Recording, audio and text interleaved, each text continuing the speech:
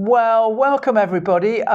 We've got in front of us for this video a few of the instruments that we most use in addition to gongs in gong bars. These are instruments that we might use in the introduction or in the middle or the end, or actually with the gongs too. And we thought it would be nice to do a little survey, a little online video survey, demonstrate. Of course, these are the most popular, we think. Yeah. We have dozens instruments, small instruments, apart from gongs. But this is today we select 5 instruments is most sound therapy people use, right? Oh yeah, I most think popular. Most of the sound therapists will use, and we would like you to tell us which instrument you like most. Maybe we can do more video on it. Yeah. It's a little survey, viewers. It's sort of a bit of fun, but perhaps you won't agree with the instruments that that we've selected, and you might have another one that you think that is really nice that you've seen in our videos. But we reckon these are the ones that are not only most popular with our colleagues in sound therapy and gong practitioners, but also amongst listeners and people who come to gong bars. So this is our idea, and we're going to introduce the first one. Eiling is going to play, and this is called you know this, viewers, don't you? The tingsha. Yeah, the tingsha. Can you explain to us why tingsha is binaural? Wow, yeah, this is a nice word, isn't it? Binaural. These are little tiny tingshas. They do come in much, this is about as small as they come. They come a lot bigger than this. Some of them are a bit clankier and louder. We love this set, don't we?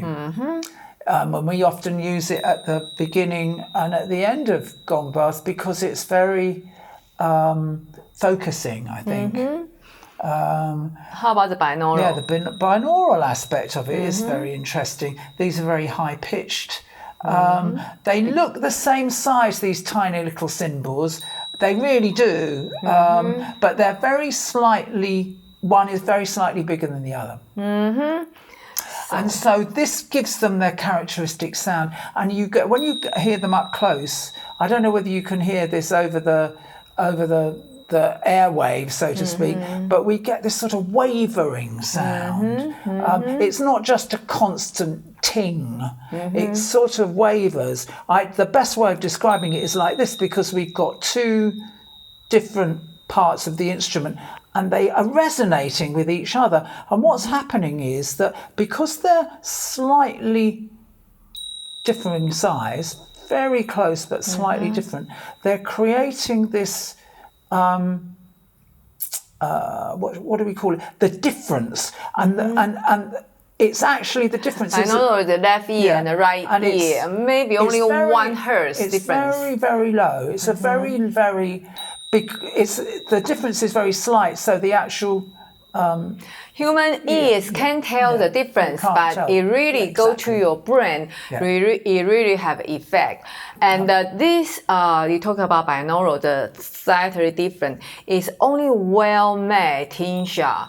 In market, many tingsha just mass production and manufacturing in the factory, so they don't have that effect.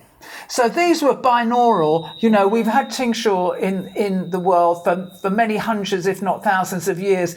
And we've only had the term binaural in the last sort of 20 years or so. So it's interesting the way that these were binaural before there was the idea, the concept even of binaural. In other words, the idea of this was known to the makers and the practitioners of tingsha in prayer and meditation therapy thousands of years ago. Okay, and how about the second instrument?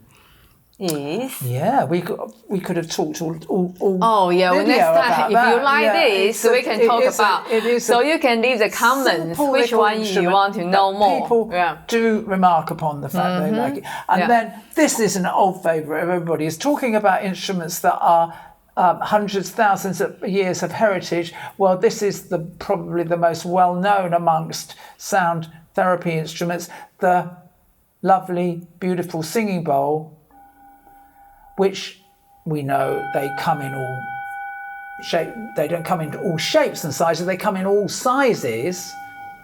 This one's kind of a medium-sized one. Eileen's got a little small one.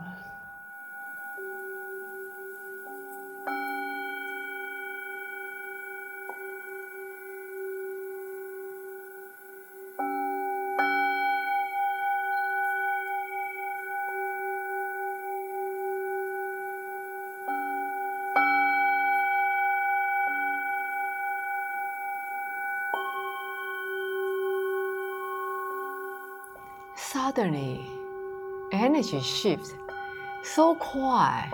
Can you feel that?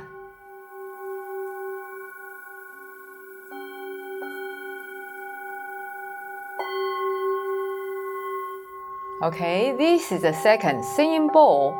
If you like it, please leave a comment. We can make more videos. Oh yes, remember viewers, this is a survey we're doing here. Oops. No, I'm not playing so well. It's a survey here.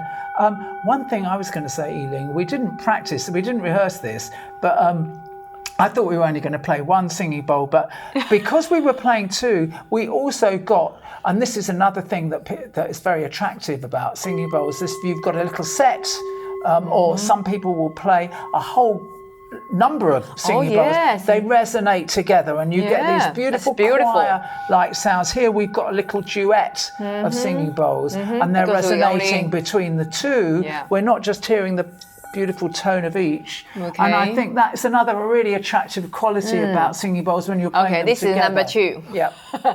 And number three is the third instrument. Relaxing, and as you say, it changed the energy in the space when we did that in an instant. Calm. Talking about changing energies in spaces, well, this is also an instrument. We just have a drum circle. Oh, people just love it. Talking about just changing energy in spaces. Well, yeah, we actually happened to have a drumming circle yesterday as part of a workshop that we held in the studio, and we were really struck by the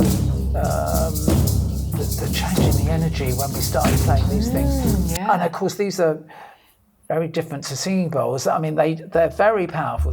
They're sometimes called shamanic drums, frame drums is the term I prefer to use.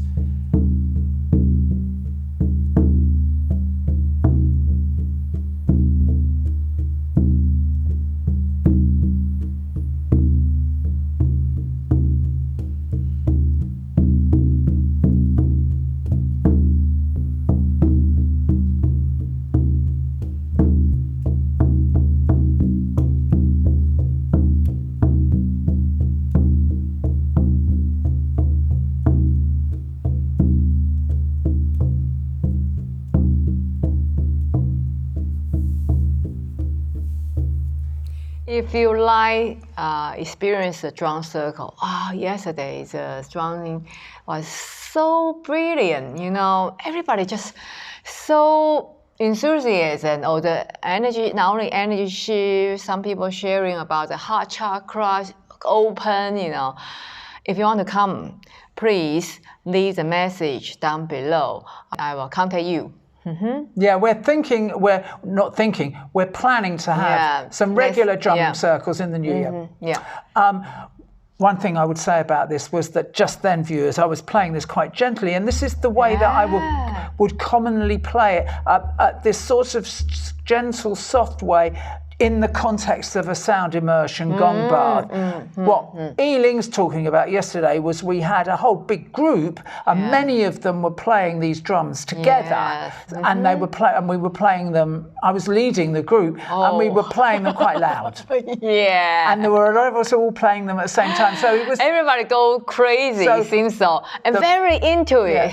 So the point being that these instruments can be played from very soft and gentle to very, and they still have the power and the energy even when you're playing them gently. I think that's another point to make. You don't have to really have 5 people all playing them really loudly to get the energy. Okay. Also, good. Okay. This is the third instrument, and the fourth instrument. The fourth instrument. Yes.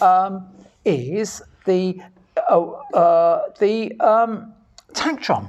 Yes, tank drum. I'm not sure whether I'm allowed to say this, but that's if I was being asked which my favorite of these instruments we're showing today, then maybe that might I might be thinking about whether that was going to be my favorite. I'm not going to say it's going to be or not, but it's a particular favorite of mine. We prepare a short clips of the tank drum. Actually, we got a lot video in our channel, so we prepare a short clip here.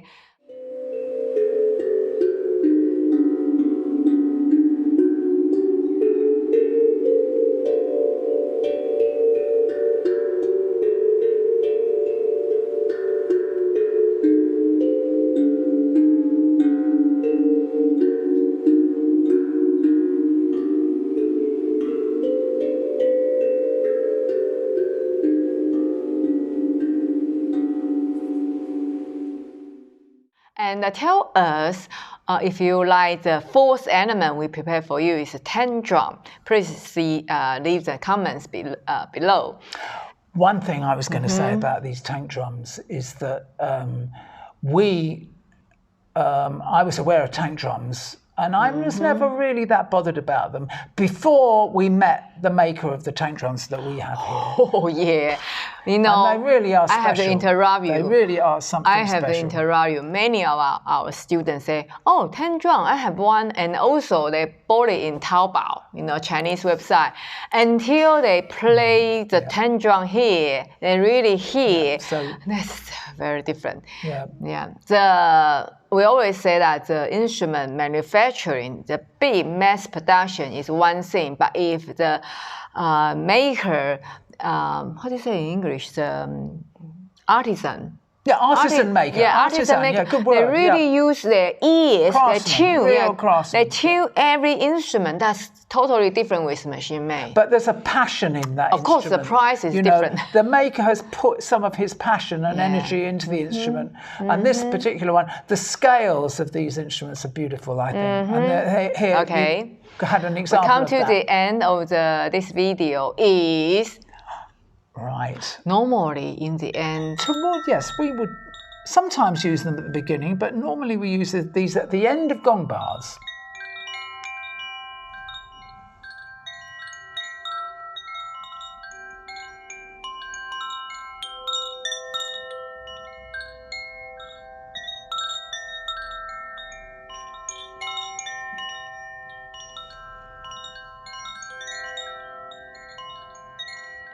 How do you feel about this? What you are thinking is a majority people feel about this chime. So angelic, right? So beautiful, so gorgeous. So pure. Viewers, we've done a few because chimes are a particular favourite of Ealing's. We've done several videos on chimes on their own. This one's called a koshi chime, and it's an earth elemental chime, isn't it? So it's also got this grounding sense to it. Although it's still airy to me. Although it's very like a fairy. Like a angelic sound, but it is grounding, and many people remark that how much they like this at the end of gong bars. So beautiful. And many people, they order this from me as a gift to themselves, at the same time as a gift to their family. Yeah. Wow. And we'll sometimes